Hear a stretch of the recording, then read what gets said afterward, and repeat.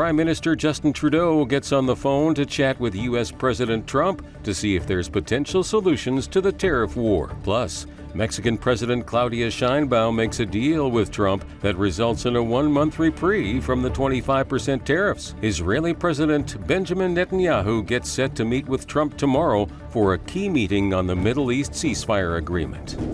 Thanks so much for joining us. Prime Minister Justin Trudeau had two separate phone conversations with United States President Donald Trump earlier today to negotiate potential solutions to the tariff standoff. Details are sparse at this point. However, late this afternoon, there was some temporary relief for Canadians, as Trudeau posted on X that an agreement was reached with the U.S. to pause the tariffs until March 1st to give both parties the opportunity to negotiate. Here's what Trump had to say to reporters earlier today before the second phone call took place. On Canada, when you talk to Justin Trudeau again, is there anything he can give you at 3 p.m. when you talk again to also secure a pause, like you said, with Mexico? I don't know. We have big deficits with Canada, like we do with all countries. I mean, I look at some of the deals made, I say, who the hell made these deals are so bad? But with Canada, I have a talk with him, and you maybe know or maybe not. We're going to meet again or talk again at 3 o'clock, right after my next meeting, and we'll see what happens. I can't tell you what's going to happen. You mentioned that he could agree to change your mind on the tariffs? Well, we can always, look, what I'd like to see, Canada become our 51st state. We give them protection, military protection. We don't need them to build our cars. I'd rather see Detroit or South Carolina or any one of our, Tennessee, any one of our states build the cars. They could do it very easily. We don't need them for the cars. We don't need them for lumber. We don't need them for anything. Trudeau has said Canada will retaliate with tariffs of its own against $155 billion worth of American goods, including alcohol, furniture, and natural resources. Meanwhile, Mexican President Claudia Sheinbaum says her country is being granted a one-month reprieve from 25% U.S. tariffs to give time for further negotiations as well. Sheinbaum says she had a good conversation with President Donald Trump this morning with great respect for Mexico's sovereignty. She says Mexico has agreed to station 10,000 members of its National Guard on the U.S. border to combat drug trafficking with a focus on fentanyl. And in exchange, Sheinbaum says the U.S. committed to working on preventing the movement of high-powered weapons into Mexico. Federal Conservative leader Pierre Poilievre held a news conference in Vancouver today in which he outlined his Canada First border plan. I will take back control of Canada's borders. My common sense Canada First plan should immediately be adopted by Parliament. We must recall Parliament now and put Liberal Party power struggles aside so that we can adopt this plan to save our people and secure our borders. The plan: immediately deploy military troops, helicopters, and surveillance to the border to spot and intercept risks. As the recent remarks by the Canadian Forces Chief of the Defence Staff, General Jenny Kerrigan, offered earlier this month, we can deploy military assets into the sky, whether helicopters or other surveillance tools, and we should do so. In fact, we should have done so long ago. 2, expand the powers of CBSA border agents to patrol everywhere along the border, not just at official border crossings. 3, hire 2,000, at least 2,000 new CBSA agents to intercept illegal crossers, drugs, guns, and other dangerous law breaking. 4, install high-powered scanners at all major land crossings and shipping ports. These scanners can see through the walls of containers and vehicles to spot drugs, guns, and stolen cars. 5, build border surveillance towers that we can deploy on and use to scan the landscape and detect incursions. Also, deploy truck-mounted drone systems that can spot incursions from the sky. 6, track departures. We should keep track of who's leaving so that we know which deportees are still in our country. BC Premier David Eby says the 25% tariff to be placed on BC lumber exports by the U.S. will make it harder for the wildfire-stricken areas of Southern California to rebuild. Eby says up to 1/4 of lumber used for construction in America currently comes from Canada, and home building in the L.A. area where thousands of structures were destroyed will be more expensive if the tariffs are put in place.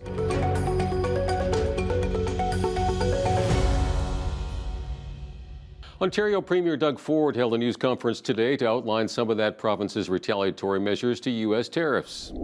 Premier Doug Ford has announced Ontario will rip up a $100 million contract with Elon Musk's SpaceX to deliver high-speed internet to remote areas as part of the province's response to U.S. tariffs. I'm not going to support someone that is hell-bent on destroying our province, destroying people's families, taking jobs away from them. We're done with that. We never started this fight whatsoever, but we're going to win this fight. The deal was set to bring SpaceX's Starlink satellite internet system to 15,000 premises in rural and northern Ontario. Ford also announced that Ontario will ban all American companies from provincial contracts until U.S. tariffs on Canadian goods are removed. Every year, the Ontario government and its agencies spend $30 billion in procurement, alongside our $200 billion plan to build Ontario. And I'm urging all 444 municipalities to do the same. U.S.-based businesses will now lose out on tens of billions of dollars in new revenues. They only have President Trump to blame. However, Ford said he would not be canceling a deal with Staples to move 9 Service Ontario locations into their stores, saying the company has a Canadian headquarters in Ontario. Well, they're employing thousands of people. They're buying thousands of products. You can't compare apples and oranges. Ontario Liberal leader Bonnie Crombie has been calling for weeks for Ford to cancel the Starlink deal, and she said she is glad it is finally happening. First of all, I would never have signed that Starlink agreement at a cost of $100 million when that technology existed here in Ontario today.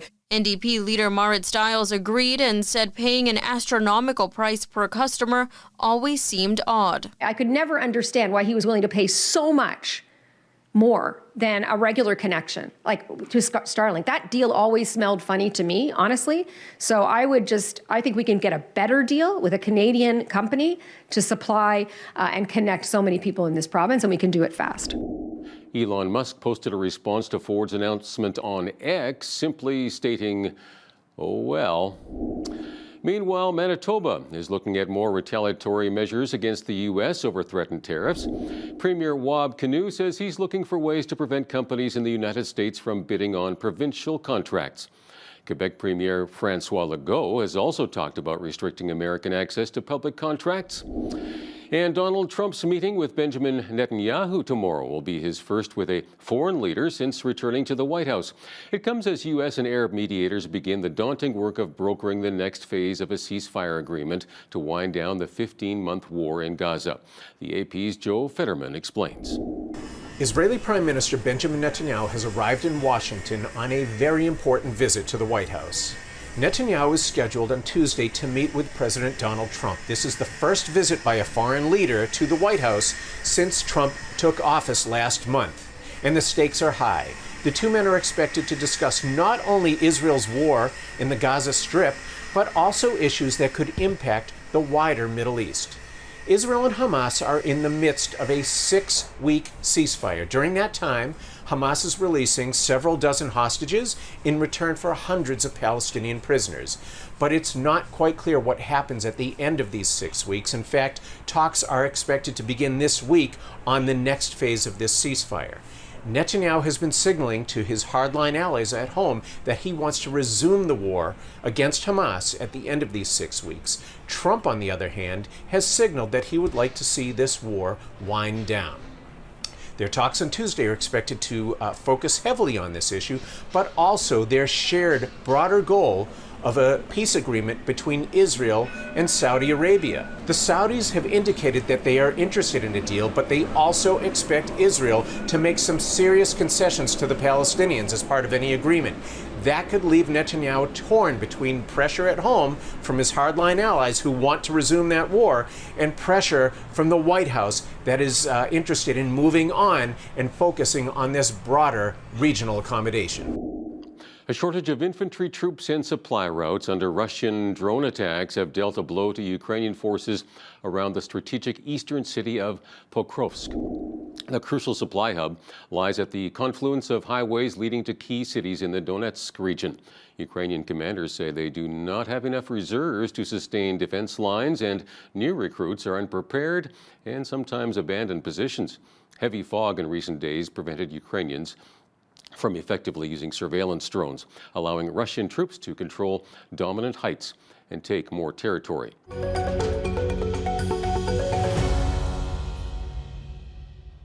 A new study from the Public Health Agency of Canada has found alcohol-related deaths rose about 18% during the coronavirus pandemic. Researchers found 1,600 more deaths than expected, a total of 10,800. They compared alcohol-related deaths and hospitalizations before and after the pandemic. They also found hospitalizations jumped 8% during the pandemic, with an even higher increase of about 14% in 2020 and 2021. In local news, the city of Lethbridge witnessed a substantial decrease in overdose deaths from last year. Data from the province's substance use surveillance system shows that 2024 up until the month of October saw 40 people dying from overdose, down 79 deaths from 2023, and the lowest since 2019 that saw only 20. Across Alberta, fentanyl accounts for 95% of acute accidental drug poisoning deaths, with methamphetamine being involved with 64% of deaths. The highest demographic for overdose deaths are men between the ages of 35 and 39 years old. Lethbridge police say they have arrested and charged a 41-year-old man in connection with a robbery at a liquor store along Micmac Boulevard. On January 27th, Carlos Neal Ironshirt entered the store after 8:30 p.m. and proceeded to select some alcohol and leave without paying. The worker at the door time-locked it, but eventually let the man go after he was threatened. Ironshirt is currently charged with robbery and is waiting for a judicial interim release hearing. Marijuana continues to become more socially acceptable, but according to experts, there are negative consequences for those who use it. Although many use marijuana to reduce stress or anxiety, addiction experts warn that it is nothing more than a gateway drug that will surely lead to the use of harder drugs. Bruce Holstead, a Canadian certified addiction counselor, warns of the consequences that marijuana use can bring. I'm not here to negate the fact that marijuana couldn't be used as medicine. But when we open the door to it being used as a recreational drug on the same platform as alcohol, we have a problem. The problem with addiction is you're using drugs to mask other symptoms of life's problems. When you reach the point where marijuana is no longer addressing those feelings, those emotions, those symptoms, individuals will often reach out for other drugs. It's the pathway of addiction itself. Nobody ever woke up deciding that they wanted to be an addict. It started off with a little bit of recreational use on a weekend, went over to a little bit of throughout the week. Maybe now we're using it for stress, and now we're using it first thing in the morning because of the day ahead of us, and that just perpetuates. And when that you reach that capacity, you begin to start to mix and engage in other drugs. Be exceptionally careful. I've worked with thousands of individuals. I've worked with individuals who are 30 years old and had a great career and no questions and began the process of addiction and find themselves 5 years later in a complete broken down, I don't know what happened to my life. It's been known forever that marijuana is a gateway drug to addiction. In 2019, edible cannabis products, cannabis extracts, and topical cannabis became available for legal purchase in Canada. These products were added to those already available for sale, such as dried cannabis and cannabis oil. The City of Lethbridge say they have agreed with the Lethbridge and District Exhibition to collaborate on bringing Canada Day events to the exhibition grounds. The city says last year over 12,000 people attended the Canada Day celebrations at Henderson Lake Park nearby, where they faced logistical challenges such as overcrowding, park damage, and security. The city says moving some of the events to the exhibition will bring substantial economic benefits and reduce operational costs, and will ultimately preserve the beauty of Henderson Lake Park. Some of the larger functions are going to shift to the grounds of Lethbridge and District Exhibition. Those include the food truck vendor alley that's always a big hit, as well as the main stage and entertainment. We also want to let everyone in the city know that we are open for collaboration, partnerships. Anybody who wants to be involved in Canada Day, do please reach out, as this is a celebration that is really about our community, and we want to make sure that everybody feels a part of it. Well, the chief market strategist at Corpay says a weaker loonie could push prices higher for everything from groceries to Amazon products, as well as vacations. Carl Shimada made the remarks after the Canadian dollar traded at its lowest level in decades on the eve of sweeping U.S. tariffs. The loonie plunged to less than 69 cents U.S. as of this afternoon, and Shimada says it could see a further decline of 2 to 3% if an agreement isn't reached in the coming weeks. But he says there is a silver lining, as a weaker dollar could help offset the cost of tariffs for buyers around the world purchasing Canada-made goods. And Canadian alcohol producers are hailing decisions from several provinces for yanking U.S. booze from provincial liquor stores. They say the move will deliver a boost to homegrown business, while adding ammunition to a federal plan aimed at getting the U.S. to back down from tariffs.